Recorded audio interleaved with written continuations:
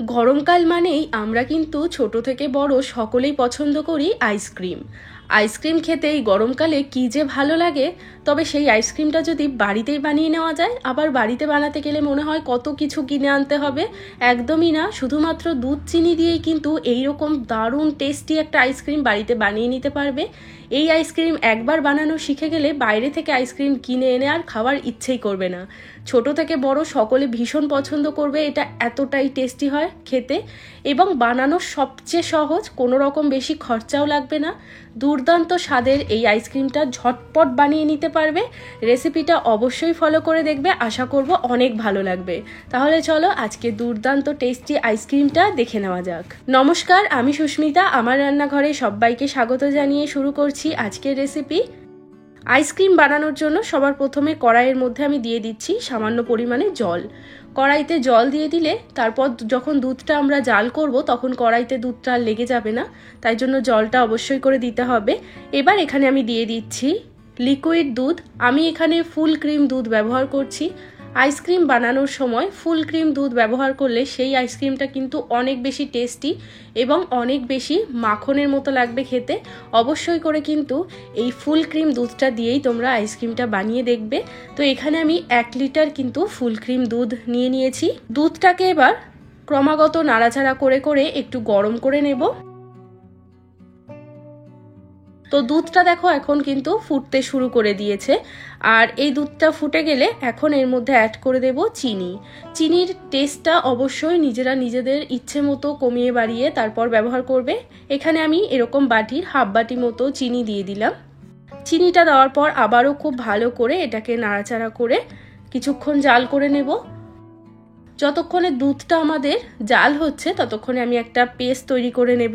তো এর জন্য আমি একটা বাটির মধ্যে নিয়ে নিচ্ছি মোটামুটি 20 থেকে 25টা মতো কাজু বাদাম। আমি জলের মধ্যে ভিজিয়ে রেখেছিলাম আর খুব ভালো করে কাজু বাদামগুলো ফুলে গেছে।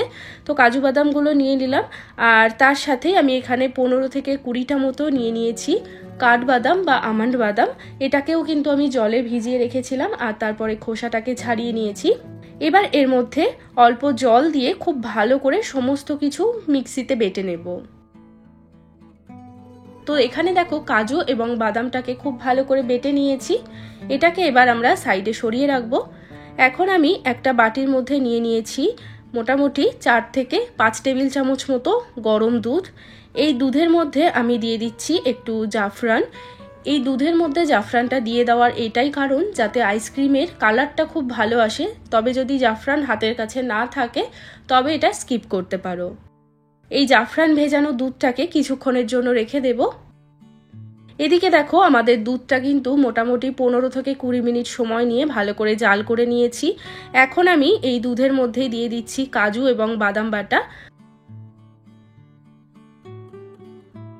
সমস্ত বাটাটা দেওয়ার পরে খুব ভালো করে দুধের সাথে মিশিয়ে নেব।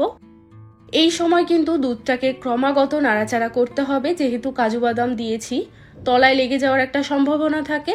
তো গ্যাসের ফ্লেমটা একদম লোতে রেখে ক্রমাগত নাড়াচাড়া করে করে দুধটাকে কিছুটা ঘন করে নেব।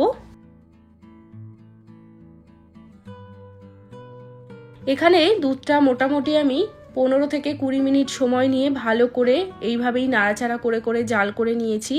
আর দুধটা কিন্তু বেশ অনেকটা পরিমাণেই কমে এসছে, আশা করি দেখেই বোঝা যাচ্ছে।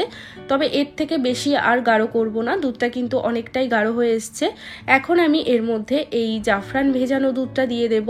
জাফরান ভেজানো দুধটা দেওয়ার সাথে সাথেই দেখবে দুধের কালারটা কিন্তু সম্পূর্ণ চেঞ্জ হয়ে যাবে এবং এর ফ্লেভারটাও ভীষণ ভালো লাগে। তো এটা দিয়ে খুব ভালো করে মিশিয়ে নেব।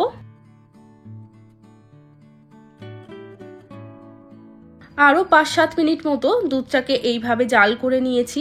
আর দুধের ঘনত্বটা আশা করি দেখেই বোঝা যাচ্ছে অনেকটা ঘন হয়ে গেছে। এখন আমি গ্যাসটাকে অফ করে দিচ্ছি। দুধটা যখন হালকা ঠান্ডা হয়ে আসবে তখন একটা পাত্রের মধ্যে দুধটাকে ঢেলে নিচ্ছি।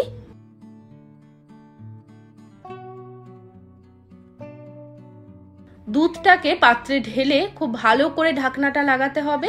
ঢাকনা লাগিয়ে এটাকে ডিপ ফ্রিজে আমি মোটামুটি 7 থেকে 8 ঘন্টার জন্য রেখে দেব।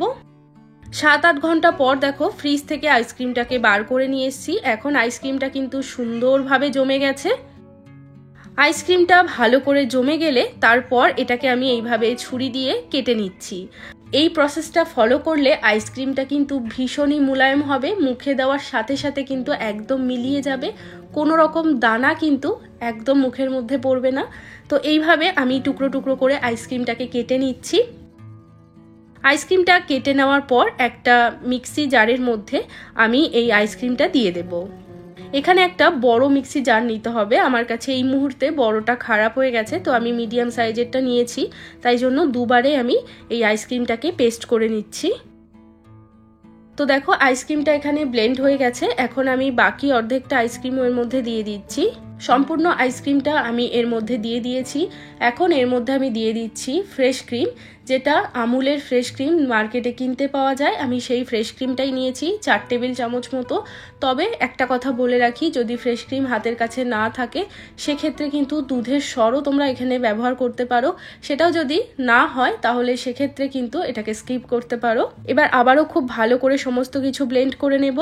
তো এখানে আমাদের আইসক্রিম কিন্তু খুব ভালো করে ব্লেন্ড করে নিয়েছি।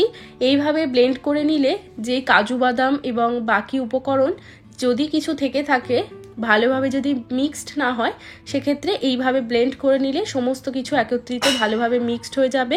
এবার একটা পাত্রের মধ্যে আমি আইসক্রিমটা ঢেলে নেব।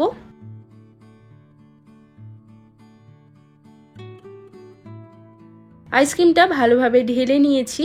আইসক্রিমটা ঢেলে নেওয়ার পর এখন দেখো আইসক্রিমটা কতটা স্মুথ হয়েছে। এখন ওপর দিয়ে আমি কিছুটা বাদাম কুচি এবং কিছুটা পেস্তা বাদাম কুচি ছড়িয়ে দিচ্ছি।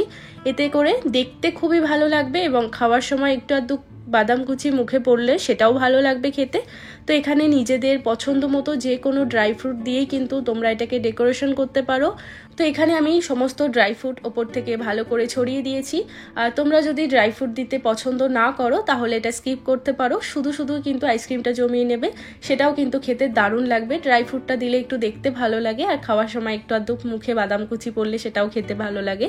তো এখানে ড্রাই ফ্রুটটা দিয়ে ভালোভাবে সাজিয়ে নেওয়ার পর আবারও এটা ফ্রিজে রেখে 10 থেকে 12 ঘন্টার জন্য ভালোভাবে সেট করে নেব। তো 12 ঘন্টা পর আমি আইসক্রিমটাকে বার করে নিয়ে এসেছি। তো দেখো কি সুন্দরভাবে জমে গেছে, আর আইসক্রিমটা দেখতেও কতটা সুন্দর হয়েছে।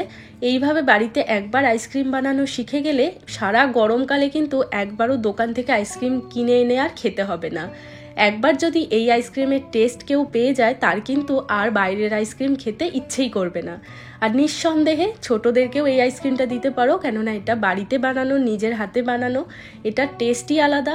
অবশ্যই করে তোমরা এইভাবে একবার আইসক্রিমটা বানিয়ে দেখবে, এটা যে দেখবে তারই কিন্তু খেতে ইচ্ছে করবে। তো আইসক্রিমটা আমি একটু কেটে দেখিয়ে দিই যে এটা কতটা সুন্দর হয়েছে। তো দেখো আইসক্রিমটা কি দুর্দান্ত হয়েছে। অবশ্যই করে কিন্তু এইরকমভাবে একবার আইসক্রিম বানিয়ে দেখবে। আমি গ্যারান্টি দিয়ে বলছি এই আইসক্রিমটা সকলে ভীষণ পছন্দ করবে। আজকের রেসিপিটা কেমন লাগলো সেটা কিন্তু অবশ্যই একটা কমেন্ট বা লাইক করে আমাকে জানাবে। চ্যানেলটিকে যদি সাবস্ক্রাইব করে না থাকো, চ্যানেলটিকে সাবস্ক্রাইব করে নেওয়ার অনুরোধ রইল। সবাই খুব ভালো থাকবে, সুস্থ থাকবে। আমি আবারও চলে আসবো অন্য কোনো রেসিপির সাথে। আজ এ পর্যন্তই, টাটা।